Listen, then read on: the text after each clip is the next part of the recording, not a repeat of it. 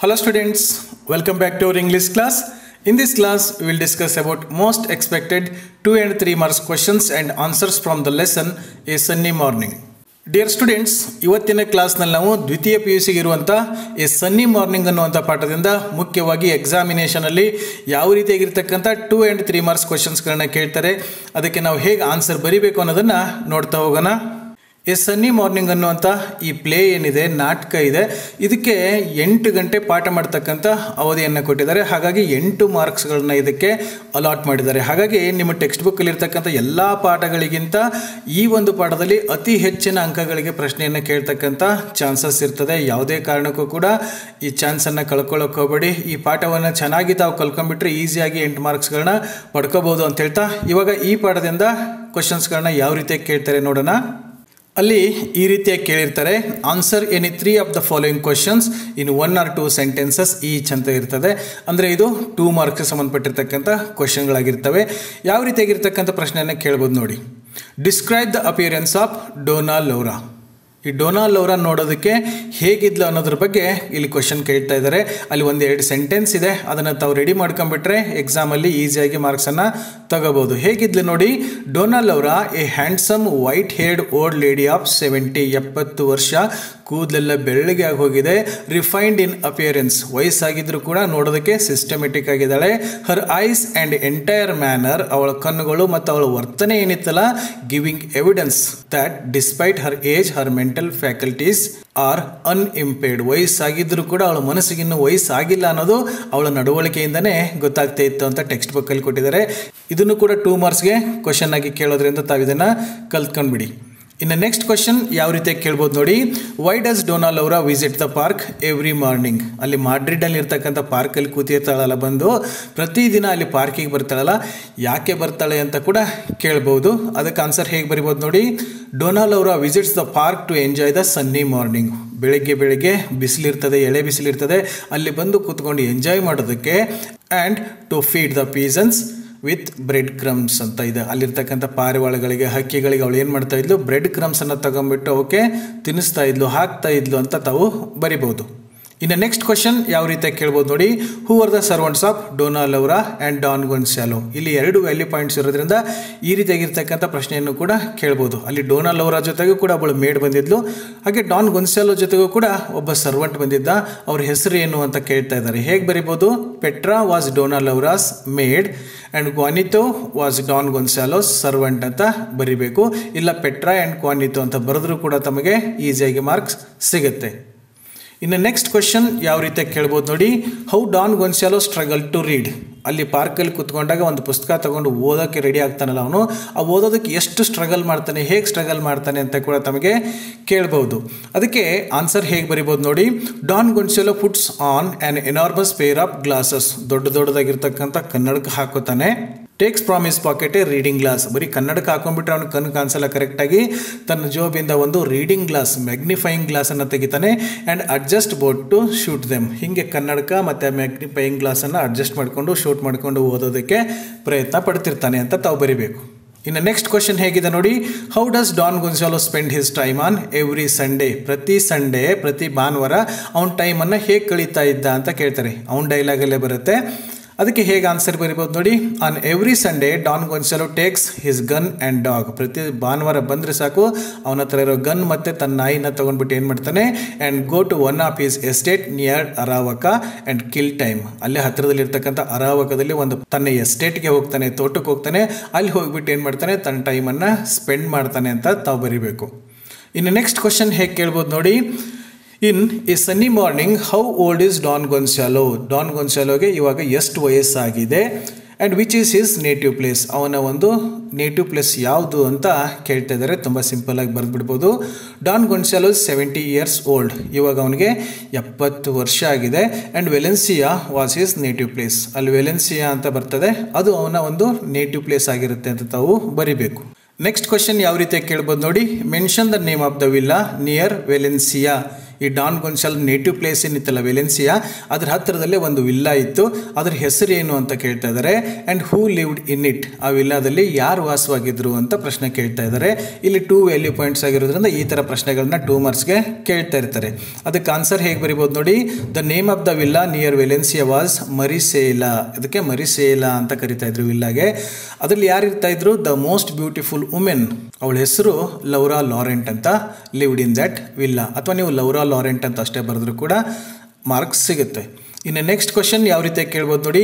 To whom do the words the gallant lover and the silver maiden refer to respectively in the play a sunny morning. ಈ sunny morning ನಾಟಕದಲ್ಲಿ the gallant lover ಅಂತ ಯಾರಿಗೆ ಹೇಳ್ತಾರೆ ಮತ್ತು silver maiden ಅಂತ ಯಾರಿಗೆ ಕರೀತಾರೆ ಅಂತ ಕೇಳ್ತಾ ಇದ್ದಾರೆ. ತುಂಬ ಈಸಿ ಕ್ವಶನ್ ಇದು.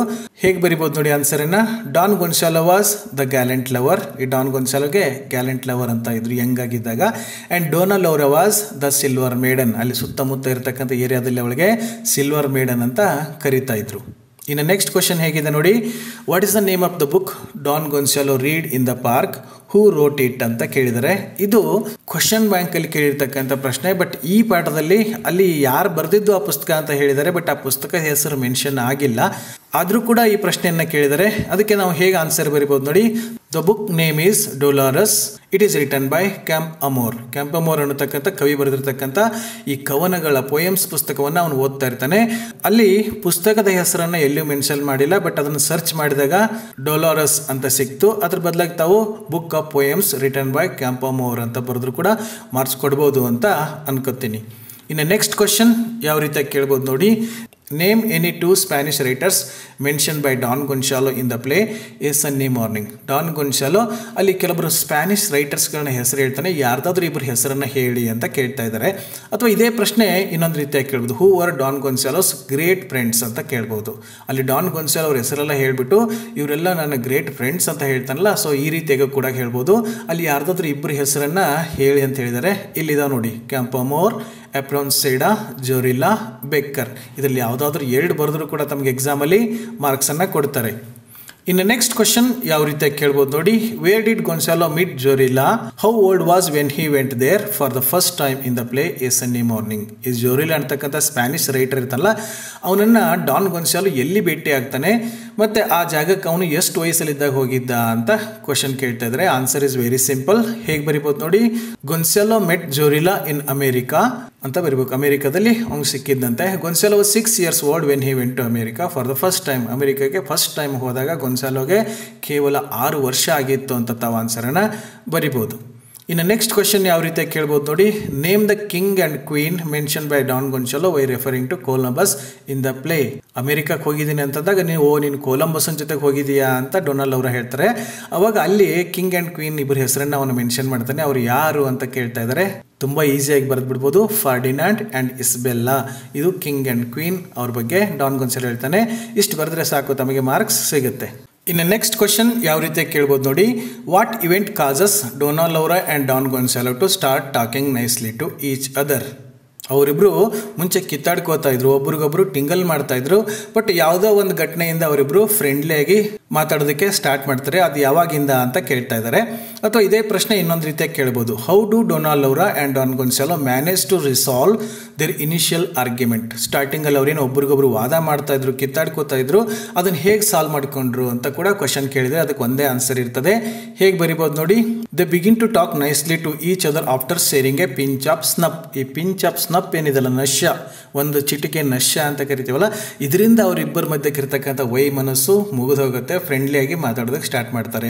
ಆ ಪಿಂಚ್ ಆಫ್ ಸ್ನಪ್ ಅನ್ನು ಡಾನ್ ಗೊನ್ಸಾಲೋ ಡೊನಾಲ್ಡ್ ಅವರಿಗೆ ಆಫರ್ ಮಾಡ್ತಾನೆ. ಇಬ್ಬರು ಶೇರ್ ಮಾಡ್ಕೋತಾರೆ.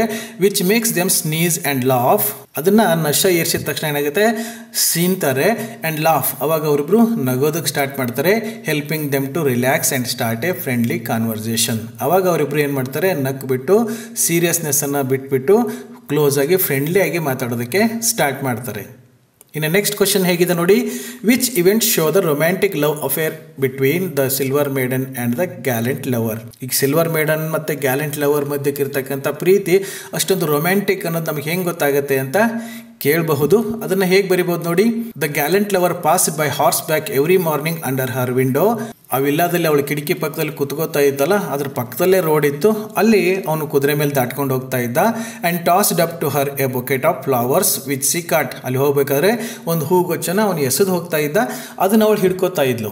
And later in the afternoon, ಅದೇ ಮಧ್ಯಾಹ್ನ ಆದಮೇಲೆ ಏನಾಗ್ತಾ ಇತ್ತು, he would return by the same path, ಅದೇ ದಾರಿನಲ್ಲಿ ಅವನು ವಾಪಸ್ ಬರ್ತಾ ಇದ್ದ. And catch the bouquet of flowers she tossed. ಅವಾಗ ಇವಳು ಮೇಲೆ ನಿಂತ್ಕೊಂಡು ಆ ಹೂಗೊಚ್ಚನ ಎಸಿತಾ ಇದ್ಲು, ಅವನು ಕ್ಯಾಚ್ ಹಿಡ್ಕೊಂಡು ಹೋಗ್ತಾ ಇದ್ದ. ಇದರಿಂದ ಗೊತ್ತಾಗುತ್ತೆ ಅವರ ಪ್ರೀತಿ ಅಷ್ಟೊಂದು ರೊಮ್ಯಾಂಟಿಕ್ ಆಗಿತ್ತು ಅಂತ. ಇನ್ನು ನೆಕ್ಸ್ಟ್ ಕ್ವಶನ್ ಯಾವ ರೀತಿ ಕೇಳ್ಬೋದು ನೋಡಿ.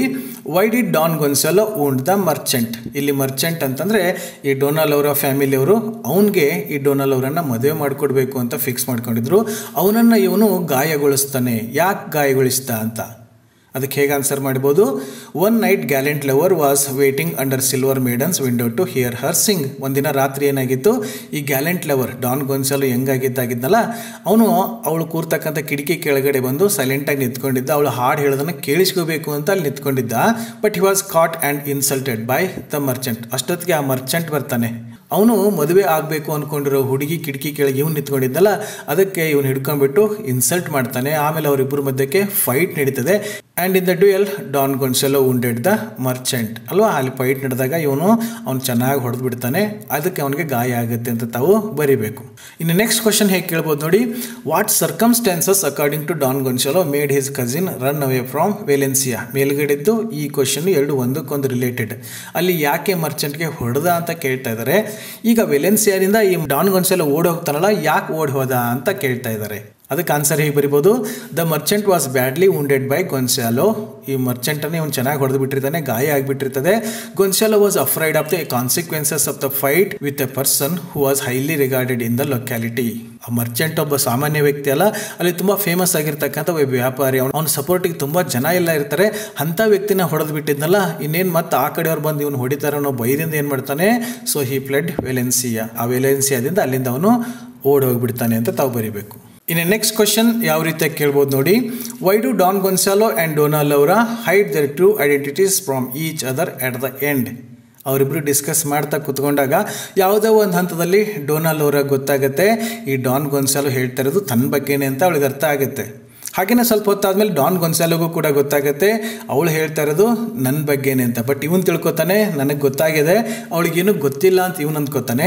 ಹಾಗೆ ಡೊನಾಲ್ಡ್ ಲೌರಾ ಕೂಡ ಅಂದ್ಕೋತಾಳೆ ನನಗೆಲ್ಲ ಗೊತ್ತಾಗಿದೆ, ಬಟ್ ಇವನಿಗೇನೂ ಗೊತ್ತಿಲ್ಲ, ಇನ್ನೋಸೆಂಟ್ ಇದ್ದಾನೆ ಅಂತ ಅನ್ಕೋತಾಳೆ. ಆದರೂ ಕೂಡ ಗೊತ್ತಾದರೂ ತಮ್ಮ ರಿಯಲ್ ಐಡೆಂಟಿಟೀಸ್ನ ನಾನೇ ಅವನು ಅಥವಾ ನಾನೇ ಅವಳು ಅಂತ ಅವರು ಯಾಕೆ ವ್ಯಕ್ತ ಮಾಡಲ್ಲ ಅಂತ ಕೇಳ್ತಾ ಇದ್ದಾರೆ. They hide their identities because they want to keep the memories of their youthful love perfect without revealing how much they have changed. ಯಂಗಾಗಿದ್ದಾಗ ಅವನನ್ನು ಗ್ಯಾಲೆಂಟ್ ಲವರ್ ಅಂತ ಕರಿತಾ ಇದ್ರು, ಇವಳನ್ನು ಸಿಲ್ವರ್ ಮೇಡನ್ ಅಂತ ಕರಿತಾ ಇದ್ರು. ಅಷ್ಟೊಂದು ಹ್ಯಾಂಡ್ಸಮ್, ಅಷ್ಟೊಂದು ಬ್ಯೂಟಿಫುಲ್ ಆಗಿದ್ರಲ್ವಾ, ತುಂಬ ಇಷ್ಟಪಡ್ತಾ ಇದ್ರು, ತುಂಬ ಅಟ್ರಾಕ್ಟಿವ್ ಆಗಿದ್ರು. ಬಟ್ ಇವಾಗ ವಯಸ್ಸಾದಾಗ ಏನಾಗ್ಬಿಟ್ಟದೆ, ತುಂಬ ಬದಲಾಗಿ ಹೋಗ್ಬಿಟ್ಟಿರ್ತದೆ. ಆ ಸೌಂದರ್ಯ ಆಗಲಿ ಅಥವಾ ಆ ಶಕ್ತಿ ಆಗಲಿ ಯಾವುದೋ ಇರೋದಿಲ್ಲ. ಅದನ್ನು ನೆನ್ಕೊಂಡು ಹಳೆಯದನ್ನು ಮರೆಯೋದು ಬೇಡ. ಆ ಹಳೆ ನೆನಪುಗಳು ಯಾವತ್ತು ಹಾಗೆ ಹಚ್ಚ ಹಸಿರಾಗಿರಲಿ, ಒಂಥರ ಬೆಳೆದಿಂಗಳ ಬಾಲ್ಯ ಥರ ಅದೇ ನೆನಪು ಉಳಿಲಿ. ಈಗಿಂದು ರಿಯಾಲಿಟಿ ನೋಡ್ಬಿಟ್ಟು ಒಬ್ರಿಗೊಬ್ರು ಅಸಹ್ಯ ಪಡ್ಕೊಳ್ಳೋದು ಬೇಡ ಅಂತ ಹೇಳ್ಬಿಟ್ಟು ಏನು ಮಾಡ್ತಾರೆ, ಅವರು ರಿಯಲ್ ಐಡೆಂಟಿಟಿನ ರಿವೀಲ್ ಮಾಡಲ್ಲ. ಇನ್ನು ನೆಕ್ಸ್ಟ್ ಕ್ವಶನ್ ಇದೇ ರೀತಿಯಾಗಿದೆ ನೋಡಿ. Why do Donald Laura and Don Gonzalo both pretend that the romantic story is about someone else. ಮೇಲ್ಗಡೆ ಇರೋ ಆನ್ಸರದ್ದು ಪಾಯಿಂಟೇ ಇದರಲ್ಲಿ ಇರ್ತದೆ. ಅವರಿಬ್ರು ಏನು ಮಾಡ್ತಾರೆ, ಇದು ನಮ್ಮದೇ ಸ್ಟೋರಿ ಅಂತ ಹೇಳೋದೇ ಇಲ್ಲ, ಪ್ರಿಟೆಂಡ್ ಮಾಡ್ತಾರೆ. ಪ್ರಿಟೆಂಡ್ ಅಂತಂದ್ರೆ ನಟಿಸೋದು. ನಾವು ಮಾತಾಡ್ತಿರೋದು ನಮ್ಮ ಸ್ಟೋರಿ ಅಲ್ಲ, ಬೇರೆ ಇನ್ಯಾರ್ದೋ ಸ್ಟೋರಿ ಅಂತ ಅವರು ಪ್ರಿಟೆಂಡ್ ಮಾಡ್ತಾರಲ್ಲ. ಯಾಕೆ ಅಂತ ಡಾನ್ ಗೊನ್ಸಾಲೋ ಹೇಳ್ತಾನೆ ಅವನು ನನ್ನ ಕಸಿನ್ ಅಂತ ಹೇಳ್ತಾನೆ. ಡೊನಾಲ್ಡ್ ಲೌರಾ ಅವಳು ನನ್ನ ಫ್ರೆಂಡ್ ಅಂತ ಹೇಳ್ತಾರೆ. ಬೇರೆಯವ್ರ ಲವ್ ಸ್ಟೋರಿನ ಡಿಸ್ಕಸ್ ಮಾಡ್ತಾ ಇದ್ದೀವಿ ಅಂತ ಅವರು ಮಾತಾಡ್ತಾ ಇರ್ತಾರೆ. ಯಾಕೆ ಹಾಗೆ ಮಾಡ್ತಾರೆ ಅಂತ ಸೇಮ್ ಆನ್ಸರ್ ಇದೆ ನೋಡಿ. The pretend because they want to preserve their memories and avoid the awkwardness of revealing their true identities after so many years. ಅವ್ರ ಪ್ರೀತಿ ಬಗ್ಗೆ ಅವ್ರ ಮನಸ್ಸಲ್ಲಿ ಏನೋ ಒಂದು ನೆನಪುಗಳಿದ್ದಲ್ವ, ಆ ನೆನಪು ಹಚ್ಚ ಹಸಿರಾಗಿ ಹಾಗೇ ಇರಲಿ. ಇವಾಗಿನ ಅವರ ದೇಹದಲ್ಲಾಗಿರ್ತಕ್ಕಂಥ ಬದಲಾವಣೆ ಇರ್ಬೋದು, ಕುರೂಪತೆ ಇರ್ಬೋದು ಅಲ್ವಾ, ಕೂದಲೆಲ್ಲ ಬೆಳ್ಳಗಾಗಿರ್ತದೆ, ಅವ್ನ ಕಾಲು ಎಳ್ಕೊಂಡು ಹೋಗ್ತಾ ಇರ್ತಾನೆ, ನೋಡ್ಬಿಟ್ಟು ಬೇಸರ ಆಗಬಾರ್ದು ಅಂತ ಹೇಳ್ಬಿಟ್ಟು ಅವ್ರು ಏನು ಮಾಡ್ತಾರೆ, ಬೇರೆಯೊಬ್ಬರ ಲವ್ ಸ್ಟೋರಿನ ತಾವು ಡಿಸ್ಕಸ್ ಮಾಡ್ತಾ ಇದ್ದೀವಿ ಅಂತ ಹೇಳ್ಬಿಟ್ಟು ಮಾತಾಡ್ತಾ ಇರ್ತಾರೆ. ಇನ್ನು ನೆಕ್ಸ್ಟ್ ಕ್ವಶನ್ ಯಾವ ರೀತಿಯಾಗಿ ಕೇಳ್ಬೋದು ನೋಡಿ. What is ironic about Don Gonzalo and Donald Laura's conversation. Ironic ಅಂದರೆ ವ್ಯಂಗ್ಯ ಅಂತ ಕರಿತೀವಿ ಕನ್ನಡದಲ್ಲಿ. ಅದ್ರಲ್ಲಿ ಏನು ಹಂತದ ಐರಾನಿ ಇತ್ತು ಅಂತ ಕ್ವಶನ್ ಕೇಳ್ತಾ ಇದ್ದಾರೆ. ಅದಕ್ಕೆ ಹೇಗೆ ಆನ್ಸರ್ ಮಾಡ್ಬೋದು ನೋಡಿ. It is ironic because they talk about their past love without realising that they are talking to the very person they once loved. ಅವರಿಬ್ರು ಮಾತಾಡ್ತಾ ಇರ್ತಾರೆ, ಅವನು ತಾನು ಇಷ್ಟಪಟ್ಟಿರೋ ಹುಡುಗಿ ಬಗ್ಗೆ ಹೇಳ್ತಾ ಇರ್ತಾನೆ, ಸಿಲ್ವರ್ ಮೇಡನ್ ಬಗ್ಗೆ. ಬಟ್ ಅವ್ನಿಗೆ ಗೊತ್ತಿಲ್ಲ, ಮುಂದೆ ಕುಟ್ಕೊಂಡಿರ್ತಕ್ಕಂಥ ಡೋನಾಲ್ಡ್ ಲೌರಾನೇ ಆ ಸಿಲ್ವರ್ ಮೇಡನ್ ಅಂತ ಗೊತ್ತಿಲ್ಲದೇ ಅವಳ ಬಗ್ಗೆ ಹೊಗಳ್ತಾ ಇರ್ತಾನೆ. ಹಾಗೆ ಡೋನಾಲ್ಡ್ ಲೌರಾನು ಕೂಡ ಆ ಮುಂದ್ಗಡೆ ಕೂತಿರೋವನೇ ಗ್ಯಾಲೆಂಟ್ ಲವರ್ ಅಂತ ಗೊತ್ತಿಲ್ಲ ಅವಳಿಗೆ, ತಾನು ಇಷ್ಟಪಡ್ತಿದ್ದ ಹುಡುಗನ ಬಗ್ಗೆ ಹೇಳ್ತಾ ಇದ್ದಾಳೆ. ಹೀಗೆ ತಾವು ಇಷ್ಟಪಟ್ಟವರು ಮುಂದೆ ಕೂತಿದ್ರು ಕೂಡ ಅವ್ರ ಬಗ್ಗೆನೇ ಹೇಳ್ತಾ ಇರ್ತಾರಲ್ಲ, ಅಲ್ಲಿ ನಮಗೊಂಥರ ಐರನಿಕ್ ಅನ್ಸುತ್ತೆ ಅಂತ ತಾವು ಬರಿಬೋದು. ಇವಿಷ್ಟು ಈ ಸನ್ನಿ ಮಾರ್ನಿಂಗ್ ಅನ್ನೋ ಪಾಠದಿಂದ ಎಕ್ಸಾಮಿನೇಷನ್ಲಿ ಕೇಳಬಹುದಾಗಿರ್ತಕ್ಕಂಥ 2 ಮಾರ್ಕ್ಸ್ ಕ್ವಶನ್ ಆ್ಯಂಡ್ ಆನ್ಸರ್ಸ್ಗಳಾಗಿವೆ. ತಮಗನ್ನಿಸ್ಬೋದು ಇಷ್ಟು ದೊಡ್ಡ ಪಾಠ ಇದೆಯಲ್ಲ ಸರ್, ಬರೀ ಇಷ್ಟೇ ಪ್ರಶ್ನೆನಾ ಅಂತ ಕೇಳ್ಬೋದು. ನಿನ್ನೆ ನನ್ನೊಬ್ಬ ಓಲ್ಡ್ ಸ್ಟೂಡೆಂಟ್ ತನ್ನ ಇಂಗ್ಲೀಷ್ ನೋಟ್ಸನ್ನು ನನಗೆ ಕಳಿಸ್ಬಿಟ್ಟು ಕೇಳಿದ್ದ, ಸರ್ ಈ ನೋಟ್ಸಲ್ಲಿ ಒಂದೊಂದು ಪಾಠ ಒಂದೊಂದು ಪೋಯಮಿಂದ 2 ಮಾರ್ಕ್ಸ್ ಕ್ವಶನ್ಸ್ಗಳು 50, 60 ಇದ್ದಾವೆ. ಹಾಗೆ 3 ಮಾರ್ಕ್ಸ್ ಕ್ವಶನ್ಸ್ಗಳು ಕೂಡ 30, 40 ಇದಾವಲ್ಲ ಸರ್, ಇಷ್ಟೊಂದೆಲ್ಲ ಕಲಿಬೇಕಾ ಅಂತ ಕೇಳಿದ್ದ. ತಮಗೂ ಕೂಡ ಕೆಲವೊಬ್ಬರಿಗೆ ಈ ಥರ ಅನ್ನಿಸ್ಬೋದು. ಬಟ್ ಇಲ್ಲಿ ಏನಾಗುತ್ತೆ ಅಂತಂದರೆ, ಈ ಯಾವುದೇ ಪಾಠ ಇರಲಿ ಯಾವುದೇ ಪೋಯಮ್ ಇರಲಿ ಅದಕ್ಕೆ ಸಂಬಂಧಪಟ್ಟಂಗೆ 2 ಮಾರ್ಕ್ಸ್ ಕ್ವಶನ್ಸ್ಗಳನ್ನ ಜನರೇಟ್ ಮಾಡುವಂಥ ನಾವು AI ಕೇಳಿದಾಗ, AI ಅಂದರೆ ಗೊತ್ತಲ್ವಾ, ಆರ್ಟಿಫಿಷಿಯಲ್ ಇಂಟೆಲಿಜೆನ್ಸ್ ಅಂತ ಕರಿತೀವಿ. ತುಂಬ ಓಪನ್ AIಗಳು ಸಿಗ್ತವೆ. ಫಾರ್ ಎಕ್ಸಾಂಪಲ್ ChatGPT ಎಲ್ಲ ನಾವು ತೆಗೆದುಬಿಟ್ಟು ಈ ಪಠದಿಂದ ಯಾವ ರೀತಿಯಾಗಿ 2 ಮಾರ್ಕ್ಸ್ಗಳನ್ನ ಕೇಳ್ಬೋದು ಅಂದಾಗ ನಾವು ಎಷ್ಟು ಕ್ವಶನ್ ಕೇಳ್ತೀವಿ ಅಷ್ಟು ಕ್ವಶನ್ಸ್ಗಳನ್ನ ಅದು ಜನರೇಟ್ ಮಾಡಿ ಕೊಟ್ಬಿಡ್ತದೆ. ಸೊ ತುಂಬ ಕ್ವಶನ್ಗಳು, ತುಂಬ ಆನ್ಸರ್ಗಳು ಆದಾಗ ವಿದ್ಯಾರ್ಥಿಗಳಿಗೆ ಏನಾಗುತ್ತೆ, ಯಾವುದನ್ನು ಕಲಿಬೇಕು ಯಾವುದನ್ನು ಬಿಡಬೇಕು, ಇಷ್ಟೆಲ್ಲ ಕಲಿಬೇಕಾ ಅಂತೆಲ್ಲ ಗೊಂದಲಗಳು ಸ್ಟಾರ್ಟ್ ಆಗಿಬಿಡುತ್ತೆ. ಅದಕ್ಕೆ ಇದನ್ನು ನಿವಾರಣೆ ಮಾಡ್ಕೋದಕ್ಕೆ ಡಿಪಾರ್ಟ್ಮೆಂಟ್ನವರು ತಮ್ಮ ಕ್ವಶನ್ ಬ್ಯಾಂಕ್ ಬಿಟ್ಟಾಗ ಅದರಲ್ಲಿ ನೀಟಾಗಿ ಹೇಳಿದ್ದಾರೆ 2 ಮಾರ್ಕ್ಸ್ ಕ್ವಶನ್ಸ್ಗಳನ್ನ ಯಾವ ರೀತಿಯಾಗಿರ್ತಕ್ಕಂಥ ಪ್ರಶ್ನೆಗಳು ನಮ್ಗೆ ಕೇಳಬಹುದು ಅಂತ ಅಲ್ಲಿ ಹೇಳಿದ್ದಾರೆ.